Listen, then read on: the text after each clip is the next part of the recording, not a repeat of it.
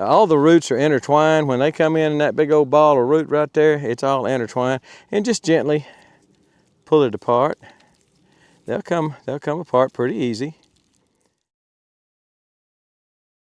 So I just got my onions in from Haas. Well, that's actually a couple of days ago. And I always like to plant as quick as I can, but a couple of days late on this. I've got 4 bundles, and these really look nice. Now, again, we've gone over this before. In East Texas, we call these onion sets. Some people call them onion plants, and people around here do also, but onion sets, just baby onions, what they are. These are the 1015, I think 1015Y, so they're yellow onions, 1015Ys that Haas has. See if I can zero in on that for you. Haas sells seeds as well as sets or plants like this. To me, I mean, I've done the seeds before, and it's just a whole lot of work, and you can let somebody else do that work for you, and it's you know, not that expensive. So got 4 of these from Haas. We'll be putting them in these Vegega beds. Now, this is the first year that I have put. It's not the first year I've planted in raised beds, but it's the first year that I have planted in these Vegega raised beds. Let me just start planting and preparing a little bit, and I'll tell you what all I've done to prepare, because these beds need a little bit of attention. So I came in here and pre-fertilized with some Haas, I believe it's called Complete Organic. It's 543. Really has always done a good job for me. With organic, you have to use a little more than I normally would use, you know, if it was synthetic. But, you know, it's nice to go organic when you can. I like to use just a little Sharpie pen. I'll take these loose. I don't know how many I can get in one of these Vegega beds. Again, these Vegega beds are, 8 feet long. Each of them 8 feet long and about 20, 22 inches wide, maybe 24. I'll look it up and put it up on the screen. But but this one's a little shorter. This one's, I think, 11 inches tall. The other one is 17 inches tall. So a little bit of height difference, but the bed themselves are the same as far as square feet, square inches, cubic inches, whatever. So pull them apart. I put about 5 pounds of that complete organic in each of these beds. So about 10 pounds altogether. I had a sack that was used, but not, you know, not real used. I'm gonna plant these about 4 inches apart, maybe 5. Now normally I would plant closer than this, and then at the as they grow, I would come in here and thin the onions out. But I think this time I'm just gonna do, you know, just plant them about 4 inches apart, and I'll still come in here and thin some. I don't plant deep. I go about a ½ inch deep, maybe. A lot of people are gonna go deeper than that. And with this real pliable, soft pliable soil, I probably could go deeper. But if you're in hard soil, like what my soil is, typically you don't want to go deep. You want to go, you just want to get the onion and the tip of the onion, all the roots and the tip of the onion, maybe a 1/4 inch of the onion, maybe a half, but I mean, I wouldn't go very deep. The onions get bigger if you don't go deep. Now, will the big onion like this do the same as a little onion like this?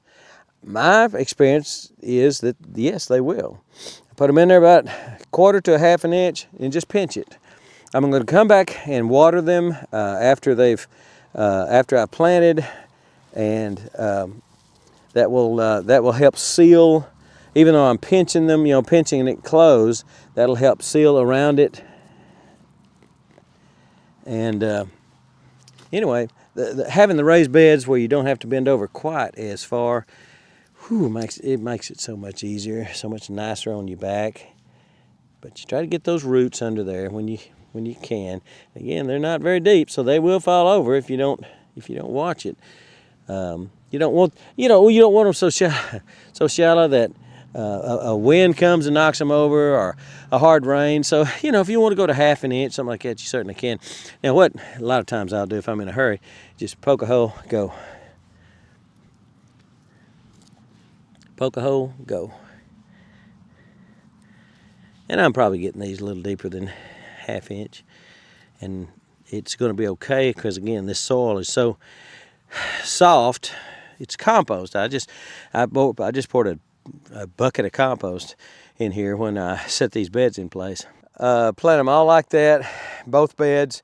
And if I don't get them all in here and my daughter or somebody don't want them, I'll find another place to put them. I'm not going to let onions go to waste. But in and a pinch. Poke a hole, in, pinch. Pinch it close. Poke a hole, in, pinch. Poke a hole, in, pinch. And we'll just do that, and I'll show you when I get through what it looks like. When I get down at the other end, I got a fire ant mound down at the other end I got to take care of, but I'm going to plant onions in it or as close to it as I can without getting stung. So let me get this done. We'll turn the camera back on. Let me show you what it looks like afterwards. You know, this is about the second or third year I've gotten onions from Hoss. Onion sets, onion plants from Hoss, and they are really, really nice. I mean, that's as big as number 2 pencil, a little bigger.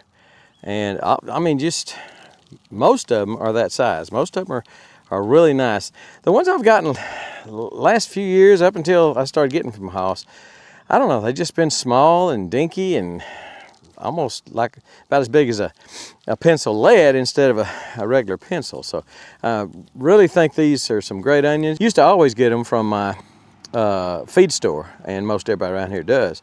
But they're just not as good as they used to be. You know, people skimping or cutting back or something, I don't know. But really, really nice onions from Hoss. And got great root system. If you want to know how to plant them or how to pull them apart, let me just show you that real quick. All the roots are intertwined. When they come in that big old ball of root right there, it's all intertwined. And just gently pull it apart. They'll come apart pretty easy. You know, you can tell they're sticking together a little bit. You can tell they're intertwined, but just pull them apart like that, and you won't break off too many roots. And if you do, it's not going to matter that much. So really good onions. If you're looking for a good place to get a good set of onions, these are really good. These are the Hoss. These are the 1015Ys, which is what I like. It's a Texas Aggie developed onion. And this is the Y, which is a yellow. They make a white and a 1015, I think. Just the 1015 is a white, the 1015Y is a yellow, I'm pretty sure. But way down in South Texas where they grow these, they actually plant onions on about the middle of October. That's why they're called 1015, October 15th onions. We don't plant them quite that early up here in Zone 8. In Zone 10 you probably would, but in Zone 8 we don't. But this is a good time. Used to, I waited till February around Valentine's Day to plant onions, and they would do well. You pull them in June. Plant on Valentine's, pull on Mother's Day, something like that. That was kind of the rule of thumb, but a lot of people plant much earlier than that, in December. Some people plant in November, and again, if you're further south, you can plant in October. But this is Christmas Day onion planting. Now let's get these watered in. So let me get these watered in. Again, that just helps seal that soil around that onion that you just stabbed in the ground and made a hole for. It rained about an inch last night. Helped smooth this garden out quite a bit. smooth the soil out. And again, this is just straight compost that was straight wood chip compost. Didn't have a lot of other things in it. Didn't have a lot of manure and stuff in it.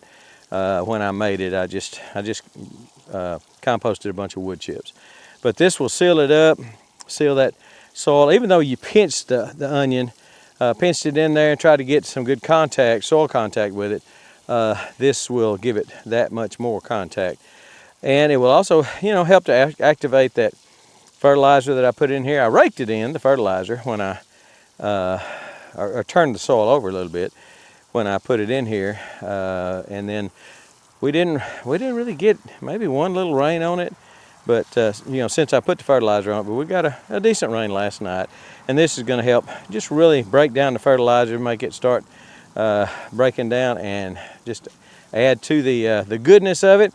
Now, I've planted onions in the last couple of years at least in wicking tubs. Now, if you're a wicking tub gardener, earth box gardener, I highly recommend planting onions in wicking tubs. They're really nice. They do a great job. I usually plant real thick in a wicking tub because it's a small area, and I'll plant 3 or 4 wicking tubs, and then I'll just go back in there as they start coming up and looking pretty decent. I'll go in there and start pulling up in between, some of the onions in between, to give some onions an opportunity to get big. Some onions will go to the table as what we call down here green onions, and so get these watered in good, and they all really look good. Look like little soldiers standing up here, like they are ready for battle. But if you are a container gardener and you've got wicking tubs or some other type of container that you grow in, onions are cheap enough in the store. You may not want to waste a container on them, but they do great in. I guess what I'm trying to say, do great in containers. They don't. They get big if you give them the room. They'll get big, and give them plenty of fertilizer. When the tops start turning pretty green, then you want to start hitting them with some pretty good fertilizer, because that's when they start making those bulbs, and they really look good. And again, this is Christmas Day out here. Got a ball game on. I need to be in there watching probably, but I don't like for onions to sit around too long before they before they get planted. They can get dry. I've had them, I've had onions sit around for a week or so, and a week or two probably in the past, and they planted and done just fine. But it's best to get them in the ground as soon as you can. And these really look good, but they've gone through shipping. I think it took like 3 or 4 days to ship, if I remember right. And when I got the notice that they had shipped and then finally got them, it was 3 or 4 days. So they've got that amount of time behind them in shipping. So if I can do something if I can plant them quick as I can, then that just helps the process along. Get these sealed up real good with water. I've got my irrigation turned off to all the gardens and orchards and stuff for the winter, but I've got one hose here that is directly at the well that I put a freeze miser on. So I'll leave it here. Probably come back and water it once or twice. You want to make sure they're watered pretty good. But anyway, I think they look good, and they really look good in a raised bed. Onions do, and do well in a raised bed, but they also do well in a wicking tub, which is really, when you think about it, it's a raised bed, wicking tub. Or haven't tried them in earth boxes, because to me it's just kind of a waste of an earth box to put onions in when I got other places to put onions. So never tried it in an earth box, but I don't see any reason why it wouldn't do famously in an earth box also. So pre-fertilize if you can, and plant them. I say a 1/4 inch. If you go 1/2 inch deep, or even more than that, depends on your soil. If your soil is loose and pliable, then that onion doesn't have to push against it to grow. I know some people are gonna think, well, onions, are gonna push against, and I've had some big onions grow in some hard clay, so I know they can, but I just barely planted them too. And most of the onion, the big ball top of the onion, is on top of the ground as a general rule. So I'm gonna cover these with a mulch, with a compost mulch, when they get to flourishing. When I see those green tops and I can tell that they're really taking hold, I may even keep a few onions just in case, to replace a few that don't make it, because it happens. But pre-fertilize. Don't plant real deep if you're in hard soil. If you're in softer soil, like a raised bed or a container, I think you can go 1 inch deep or something like that. Fertilize later, once they start really making, you can see them taking hold, you can tell. then fertilize. We start giving them a little nitrogen, just a complete fertilizer. Compost is great, and again, some of the best onions I've ever grown. They were huge, softball size, and they were extremely sweet. We're grown with nothing but cow manure compost. I think that's what they called it. And I put it on top of those onions about an inch and a half, and just spread it out over the onions once they got up established where I could do it without covering them up. And just put it in between the onions, and man, I tell you what, they'll go crazy. But if you want to use commercial fertilizer or synthetic, you can do that also. You can do a triple 13, something like that. But they'll do great. Just don't burn them. I have burnt onions too, so don't do that. So be careful if you're using synthetic. If you're using organic or compost or something like that, you can pretty much throw it to it, and as a general rule, not get them burnt. So anyway, I think that's it. We got the onions in the ground. Everything looks good. Get you some onions. If you're looking for a good place to get them, Hoss is a great place. I've got a link below to my Hoss associate link is below. And if you're looking for a good raised bed, and you've been thinking about these metal type raised beds, I don't have any problem with the Vegega beds. I mean, this is only my second year, but they've really held up well. And let me tell you something I did as far as preparation goes. I had some kind of weed on top of this that, I've got other places, but I just didn't really think about it. And I was just gonna rake all the weeds off and just be done with it. But when I started pulling the weeds out of there, I realized they had thousands of seeds on top of those weed heads. So I got my little burner out here, my little flamethrower, and I didn't, scared to burn in these painted, I believe it's a powder coated paint, plus it's got that strip, that little black strip there of plastic, so I had to kind of stay away from that. So I got me a little piece of metal about 2 feet wide and placed it down in there, and then just got the flamethrower and was blowing like this and throwing that flame, and then would get on that side and do the same thing, and just tried to stay away from burning the paint, because that would cause rust.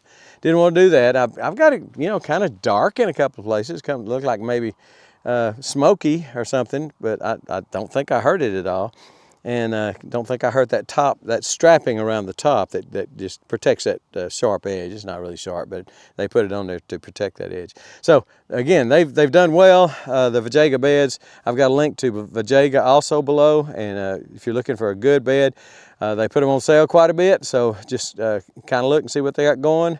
I think they've got a sale going on right now, actually. But I definitely want to recommend Vegega, and I want to recommend those Hoss onions. Really nice. And the Hoss fertilizers too, because that's what I'm using. All right. I think we've talked onion enough, and we're gone.